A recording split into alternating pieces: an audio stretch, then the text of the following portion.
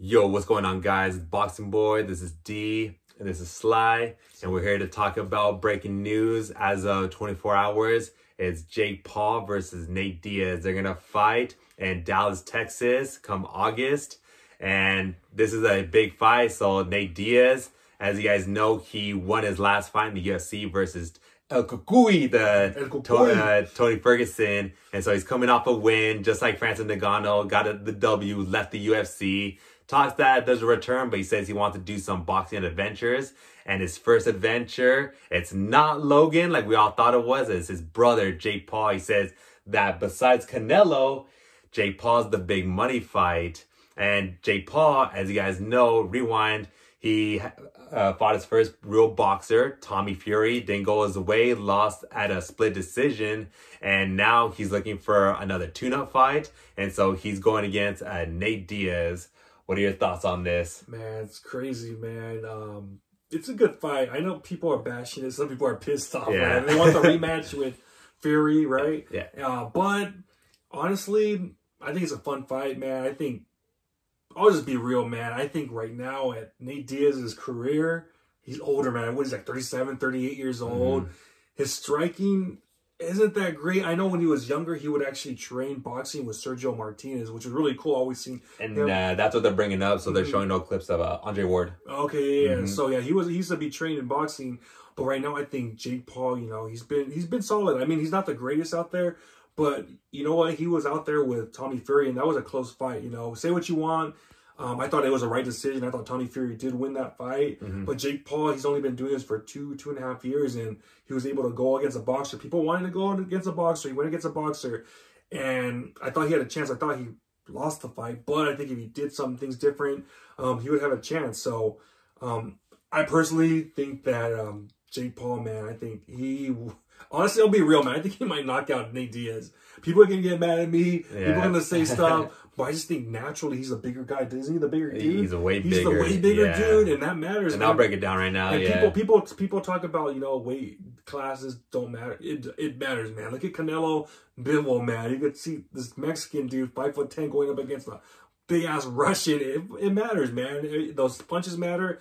And I think no matter what Nate Diaz lands, I don't think it's going to really affect Jake Paul just because he's a bigger, stronger dude. I know he's not a professional. Well, he kind of is a professional boxer, but I feel he's getting better and better.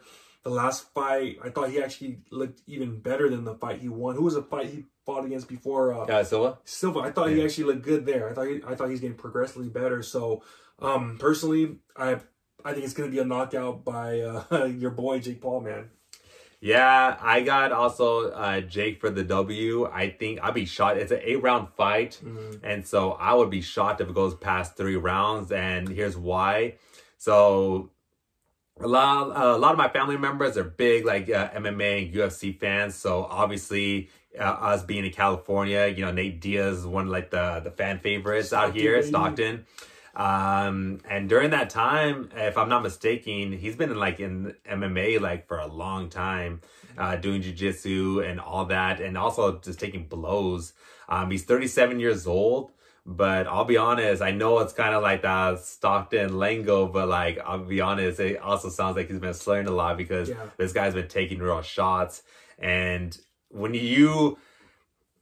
him, even though he has like grappling, also like skills, he's also the guy who likes to brawl, and you've seen it like with Jorge Masvidal. His head was like super bloody. McGregor, he bleeds easily, and I know those are like 4 ounces gloves, but also he's been dropped by McGregor. So, and that's another reason why, as you touched on, for weight wise. So Jake walks around, I want to say 195, maybe 200 at most, and this fight's gonna be at 185. With Nate Diaz, he probably walks around like in the 180s, but he's only fought at 155 and also 170. He's never fought at 185. And so this is going to be also just, and people can say what they want, but weight does like make a difference. Even if it's like if you wouldn't think like 5 pounds, like right now I'm still like boxing, and I'm telling you guys, like, it may not seem a lot, but just that like extra 3 to 5 pounds, it makes a freaking difference. And also Jake's a big freaking dude. Nate Diaz, he's around my height, so he's around like 5'10", 5'9", around there. Jake Paul's about 6'2", and he's a big boy. And so that's why it's another thing. He's going to have the size advantage. He's going to have the weight advantage. And he's going to have the boxing experience, because just like you guys, I saw with Tyron Woodley, one of Jake's, he was a welterweight champion in the UFC. What he was talking about when he fought Jake, because there was a point with the first Jake Paul, we actually watched it, is that when he cracked Jake against the rope and he had him hurt, and people were like, hey, Woodley, like, why didn't you go and finish the job? And he's like, cuz, motherfuckers, like, it's hard, like, punching consistently for like 3 minutes in a round. He's like, it's not freaking easy like it looks on TV. And that's another thing I think Nate's gonna run into. And he's seen it like in the Tony Ferguson fight. He was like gassing out.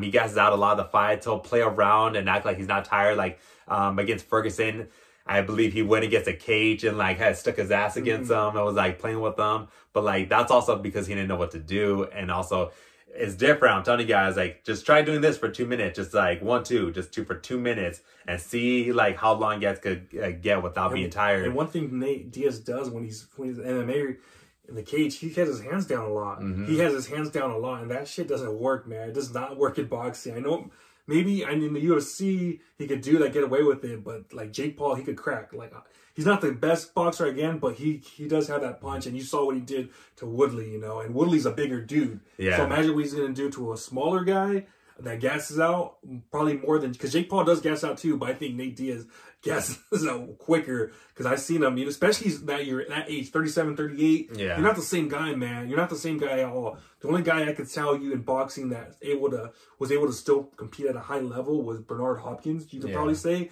But even him, man, his last fight, man, his ass got knocked out of the ring, you know. So a lot of these older guys, you start doing boxing, man, at 37, 38, it's not going to end well. He's going against a young 25-year-old lion. I think it's gonna be bad, man. Also the experience too. So with him going against Tommy, that was really like out of his element, because all Tommy was doing was that he was just jabbing and just throwing combination. Jake has an underrated chin, and also he has experience going against his MMA guys, because with his MMA guys, they're not going to do the structural like 1, 2, you know, 3. They're going to be like, you know, you saw like Woodley, he was throwing punches like in the UFC, like super wide. It's very hard for them to get technical, because I'm telling you, if you guys never boxed before, try learning boxing for a couple weeks and then going sparring, you'll forget everything in the ring. You know, it's like Mike Tyson says, you have a plan until you get hit in the face and it all goes out the window. And I have a feeling Nate Diaz is going to be his debut with a guy who's already had 8 fights in his belt. He's going to get in the ring. I think he's going to be training hard, because he had experience going against Andre Ward. Like you said, the other fighter that he also had training with, Sergio Martinez. So he's had experience training in boxing, but can he also bring that to the table? And that's going to be hard in his debut. He's never done it before. So that's a lot asking for a fighter at 37 years old. And another, also, I want to bring in another reason is because even though he had those experience going against Andre Ward, I don't think it's going to really like transition, because y'all saw what happened with TJ Dillashaw. He was training with Lomachenko, and that didn't really help his striking. Even when he got to the UFC, he still was getting knocked down. And so with that, I know people are going to be like, oh, boy, this guy trained with one of the GOATs, Andre Ward, with Martinez. And it was years ago, too. Yeah, it was years ago. But that's another thing that people... They're going to hype the fight. They're going to sell the fight. I know Nate Diaz is a fan favorite, so they're going to be like all the odd makers. It's going to be pretty even, but realistically, I don't think it's going to be even at all. I'll be shocked if it goes past 3 rounds. And do you know, I don't know right now, but do you know how Vegas has it right now? I would figure they would have Jake Paul. I think so. I got to double check on that. I think last I heard it was like still like pretty close, but even that, like still being close, like that's like so shocking, because it's like, for people, like, and it's all the Nate Diaz lovers. That's why. That's the thing. Yeah. And that's the thing. When we did the video, those 2 bodybuilders, Thor and Eddie Hall. Eddie Hall, man, we were saying that Thor's going to win because he's more the technical fighter. He's not the greatest boxer, we were saying, but he's more technical. But most of the people out there were saying we're going to be wrong. Why? Because they were big Eddie Hall fans. I think the same exact thing's going to happen here. If you want to make a bet, I'm telling you guys right now, probably wait towards the end of it. It's probably going to even out, because all these Nate Diaz fans are going to come and put money on Nate Diaz. But I'm telling you guys, wait and then bet big money on Jake Paul because I think I'm pretty much guaranteeing it, man. Jake Paul's going to win by decision, but most likely it's going to be a knockout, man. And also, just rumors out there. I saw it on the weight concept, but I don't think BJ Flores is going to be on Jake Paul's team. I like BJ Flores as a person. He's a pretty funny guy, but man, he was just going through some stuff, like always like partying. And also, he went through like a little incident. I don't want to bring it up, but he got hurt a couple weeks ago, actually, I should say, after the Jake Paul fight. Like he ended up in the hospital, just certain like incidents. And so like good that he's recovered, everything's safe, but it looks like Jake Paul's going a different route for a head coach. And he's also bringing in Hector Garcia's coach. If you guys don't know who that is, that was Tank Davis's last fighter. I forget his first name, but it's Santos is the last name. I think it's Edwin Santos, I want to say. But he's a very, if he implements anything that he taught Hector Garcia, because Hector Garcia is still a champion at 130, and he's a very good boxer. Unfortunately, he went against a freaking Tank, you know, but that was just like, you couldn't turn down that type of fight. But Hector Garcia knows how to box. He's a very smart boxer. I've seen Jake recently with his training. He's still keeping that glove there, and he's throwing the bag combination. So if they could like, I think what they tried to do with this fight was instead of going straight to the rematch with the new head coach, they want to use this Nate Diaz fight as a tune-up. That's another reason why I also got him beating Nate Diaz, because if they're going with that route instead of going straight to the Tommy Fury fight, they want to see like how the new head coach does with Nate Diaz.